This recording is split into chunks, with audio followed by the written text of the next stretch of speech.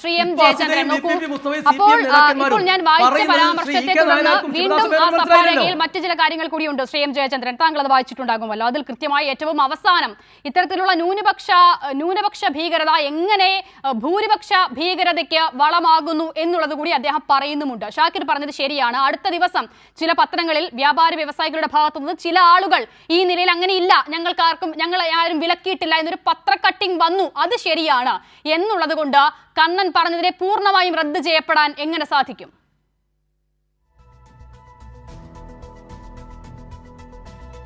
അസിത, ഈ പ്രശ്നത്തിൽ നമ്മൾ കാണേണ്ട അടിസ്ഥാനപരമായ മറ്റൊരു ഫേസ് ഉണ്ട് ഇതിന്.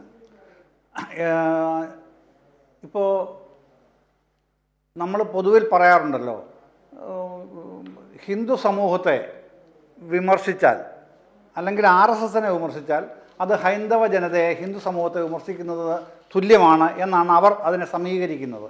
RSS BJP ഹാൻഡിലുകളെല്ലാം അതുപോലെ തന്നെയാണ്. പിന്നെ ഈ ജമാഅത്തെ ഇസ്ലാമി, ഇപ്പോഴത്തെ ജമാഅത്തെ ഇസ്ലാമി, പിന്നെ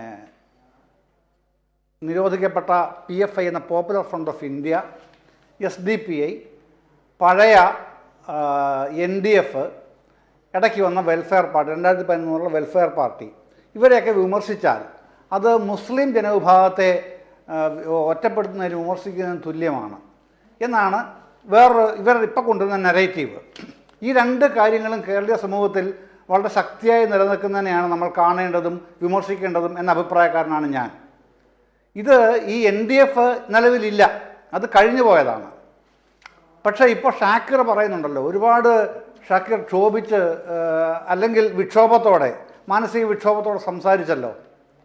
വാസ്തവത്തിൽ കേരളത്തിലെ മുസ്ലിങ്ങളിൽ വലിയ പ്രാതിനിധ്യമുള്ള, റെപ്രസെൻറ്റേഷനുള്ള പാർട്ടി എന്ന് നിസ്സംശയം പറയാൻ കഴിയുന്ന പാർട്ടിയാണ് ഇന്ത്യൻ യൂണിയൻ മുസ്ലിം ലീഗ്. പക്ഷേ അവർക്കിതിൻ്റെ പൊസിഷൻ എടുക്കാൻ കഴിയുന്നില്ലല്ലോ. ഇവർ പറയുന്ന പഴയ NDF, പിന്നീട് വന്ന PFI, പിന്നീട് വന്ന വെൽഫെയർ പാർട്ടി, SDPI, ഇതെല്ലാം മുമ്പോട്ട് വെക്കുന്നത് പ്രത്യയശാസ്ത്രപരമായ തീവ്രവാദമാണ്. അക്കാര്യത്തിൽ എന്തെങ്കിലും തർക്കമുണ്ടോ ലീഗിന്? ഉണ്ടെന്ന് എനിക്ക് തോന്നുന്നില്ല, ഉണ്ടാവുമെന്ന്. പക്ഷെ അത് പറയാൻ കഴിയില്ല. എന്തുകൊണ്ടാണ് പറയാൻ കഴിയാത്തത്?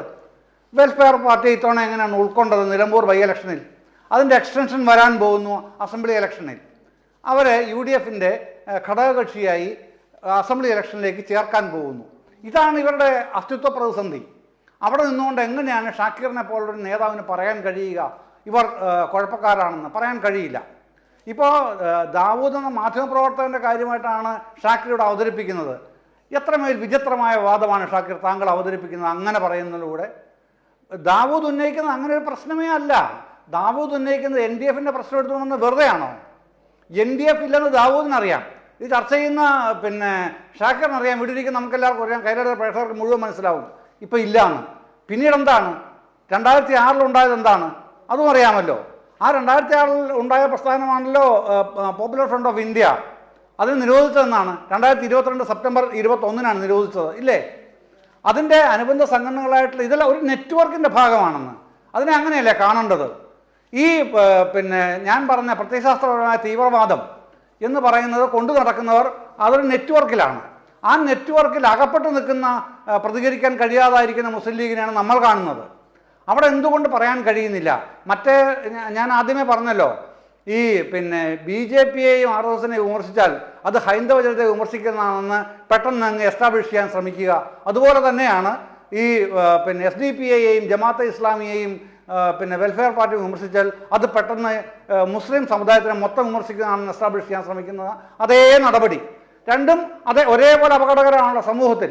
ആ പ്രശ്നമാണ് ചർച്ച ചെയ്യപ്പെടേണ്ടത്. ഇപ്പോൾ ഈ കഴിഞ്ഞ PFI നിരോധിച്ചതിന് ശേഷം PFI പുതിയ എത്രയോ രൂപത്തിൽ പ്രവർത്തിക്കുന്നു.